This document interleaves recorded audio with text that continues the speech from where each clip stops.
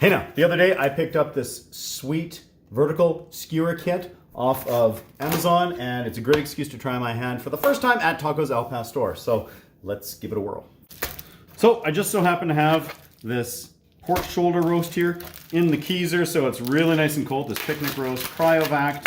This is starting out at just over 4 kilograms, so in that almost 9-pound range. Woo. Now I'm going to go ahead, I'm going to give this a quick pat down here. So now that I have this patted dry, I'm just going to go ahead and using my boning knife, because I'm going to use that to bone out this roast, I'm just going to remove the skin here so that we get that out of the way. I don't want that on this roast.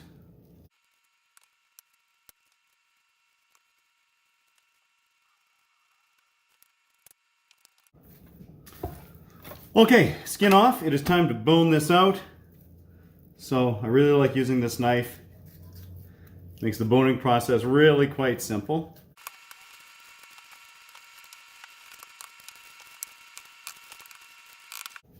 All right, so we've got the bone out there. Picnic roasts are always fun because they're such a weird little shape, but I'm going to get out a knife here and we're going to try and slice this up. So the trick at this point is to try to cut this pork as thinly as possible. I'm going for probably around 3/16 of an inch or something like that. As long as you're keeping it under a 1/4 inch, I think you're probably okay. And then you don't need to worry about kind of pounding it or anything like that. So that larger piece there, I cut it into 2 chunks just to make it a little bit more manageable so that I can still slice it here.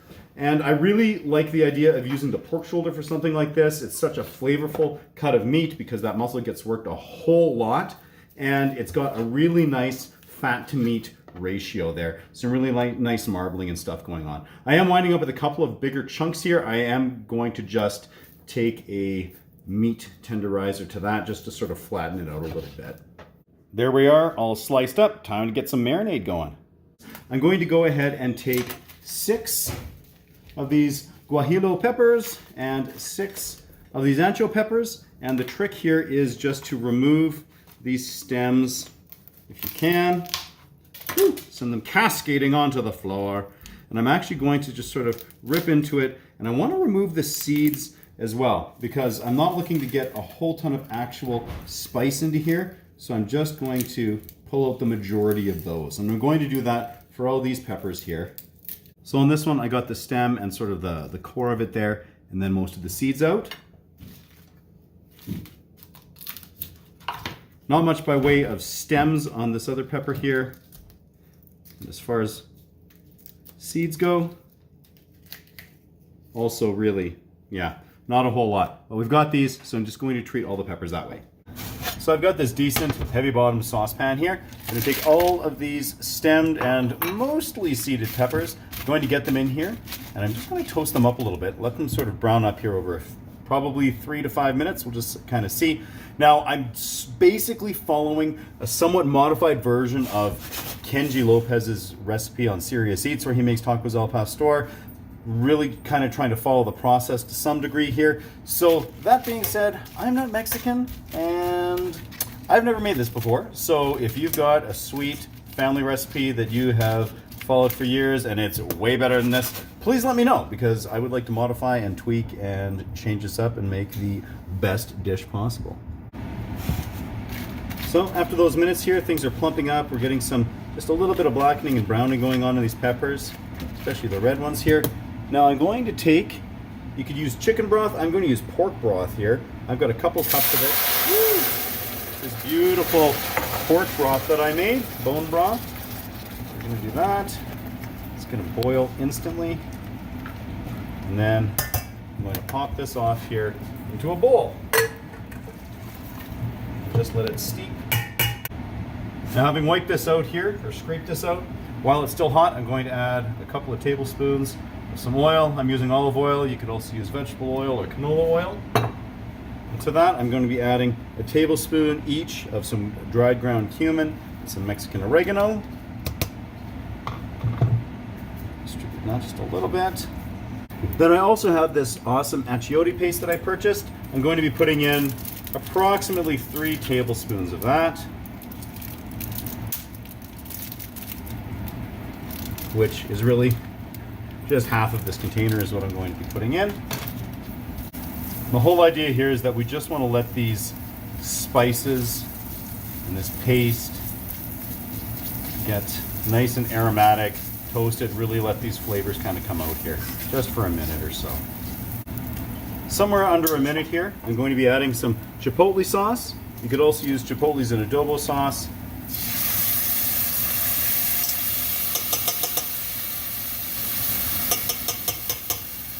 I'm just going to start off with a 1/4 cup and see how that goes. Really nice and smoky. With a little bit of sweetness to it.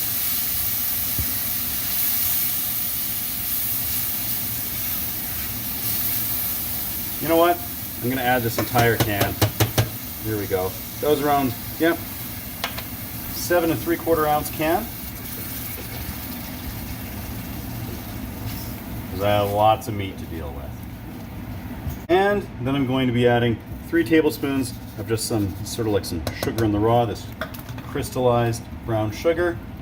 Going to be adding my salt, and what I did here, this is 1.5% of the meat weight, so it was 30 in grams is always the easiest way to measure that in my opinion. It was 3,116 grams, so that came out at about 47 grams of kosher salt. And by going with that percentage, that is the easiest way to make sure that you nail the salinity that you're looking for in your finished product. Not all of that paste is completely ground up there yet, but that's okay because this is all going to be hitting the blender here soon enough. And 3/4 of a cup of just 5% acetic acid white distilled vinegar. Let this simmer here for a moment. So after just a few seconds, I've pulled that off the heat here, and it is time to actually blend everything up. So I'm going to start off with these peppers and this awesome sauce that was made with the peppers and that pork bone broth. I'm just going to get these in. I'm going to be adding 10 cloves of garlic here into that. And then the rest of this sauce that was in that saucepan.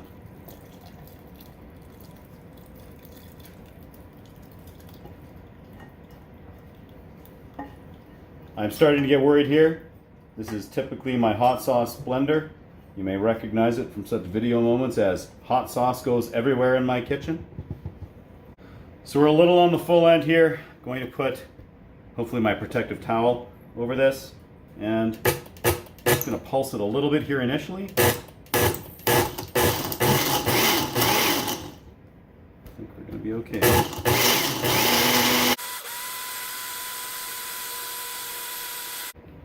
So after 1 minute of blending time, because we want this to be really nice and mixed,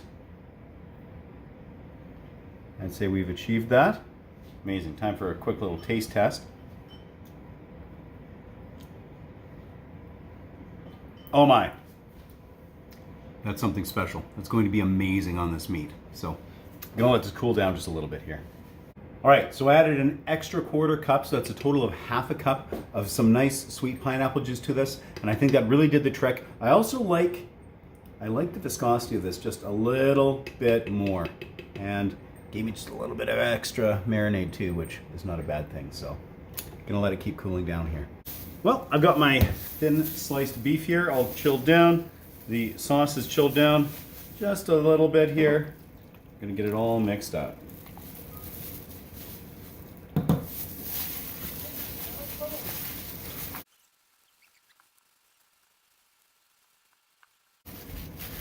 All right, after a couple of minutes of lovingly mixing this up, it is time to get it into my container here.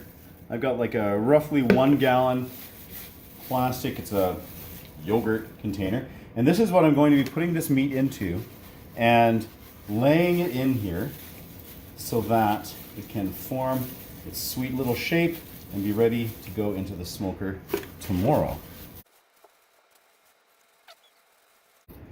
There we are in this sweet little bucket. I gave it a whole lot of jiggling there to try to work any tiny little air pockets out. Going to get the cover on this and get it into the fridge overnight.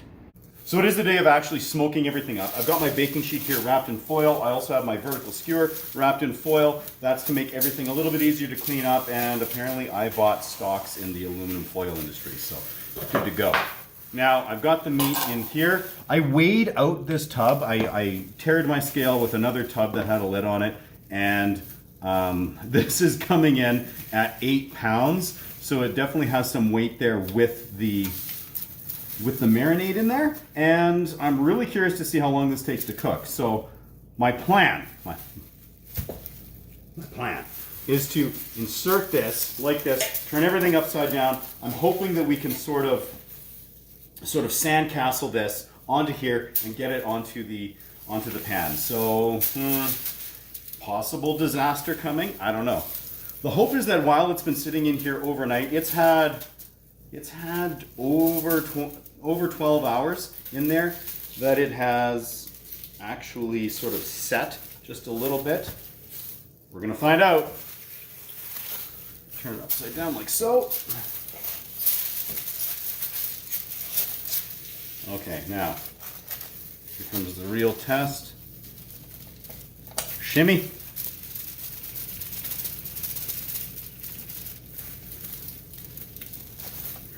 Okay, not wanting to come out, I've got a plan for this. All right, here we go. I've got this. This is a cake decorating tool that my wife uses. She doesn't know that I'm using this right now. That she uses for spreading around icing on cakes. Okay, just gonna see if loosening that up a little bit might help.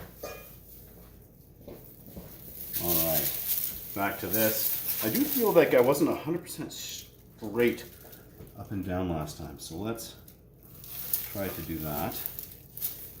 That might have been a blessing in disguise. We'll find out. Attempt number 2. Oh, here we go. She's loose. Nice. Fantastic. All right, my Pit Boss 700 FB is fired up. I've got it set at 250. This is one of my favorite culinary purchases that I've made. Meat is in here. Speaking of favorite culinary purchases, I've got my Meter Plus set up, and I'm going to just insert that into, right into the heart of that meat, and that's going to allow me to keep a really solid eye on that temperature. I'm going to get this covered up and give it some time.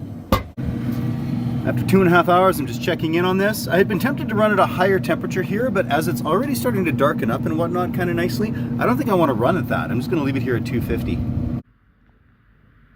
All right, I have made a little spray that I'm going to be essentially basting everything with here, and it is made with 3 parts of a simple syrup that was using that brown sugar, that crystallized brown sugar. It was 50-50 that and water, and then, so, hold on, just keep it going.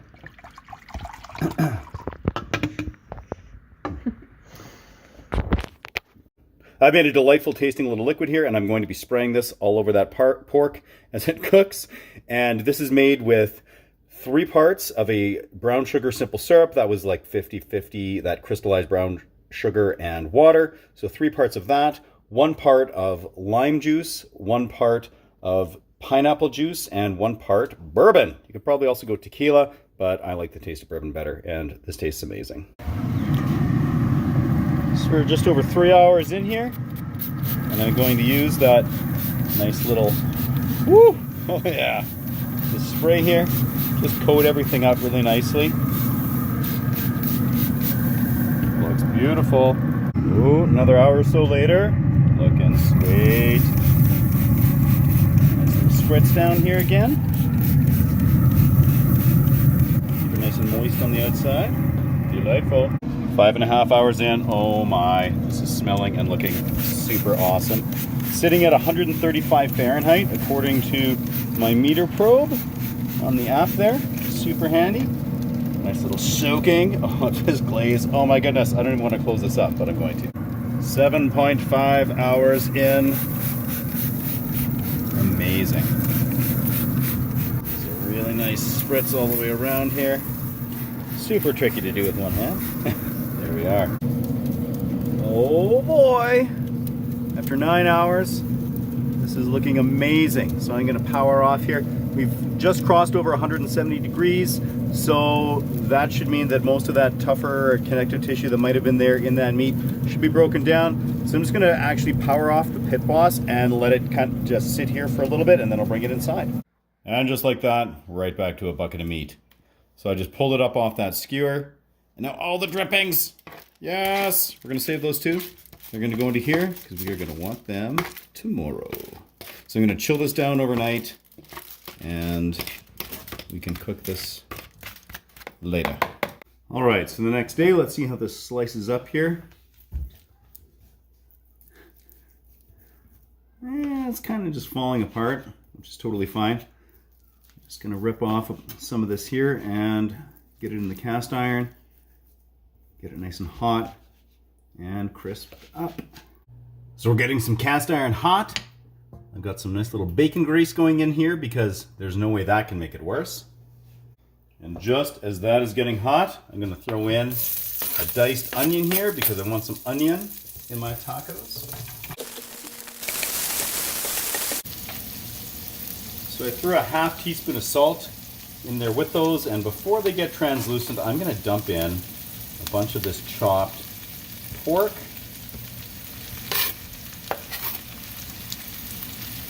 That should be enough for tonight. Roughly 5 minutes in, we're ready for the final step. Normally I would have liked to have grilled up some pineapple separately here and just thrown some drippings onto it, but we could not get any proper ripe fresh pineapple from the grocery store, so I'm using some of this home canned pineapple from my lovely mother-in-law. I'm going to throw roughly about a half liter of that into this here, along with some of the pineapple juice, which will only further flavor what we have going on, complement it really quite nicely. I'm going to heat this up for another little bit here. All right, we are ready to build a taco here. I'm going to start off, just because I like my dairy, a nice swipe of sour cream here. Then this amazing pork and pineapple and onion blend. Then, instead of just going with straight up avocados, I did make sort of a guacamole here, and it also has some tomatoes and all kinds of fun stuff in it. Because I can't get enough cheese in my life, I'm gonna throw cheese on it. Okay. Might not necessarily be a purist move, but here we are. Last play, some of my sweet pineapple hot sauce. Nice little sprinkle across there. And it's time to roll and eat. Very excited.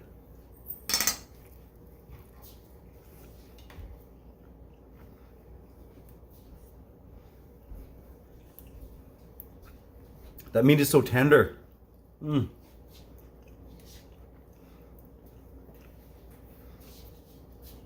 Okay, that's incredibly delicious.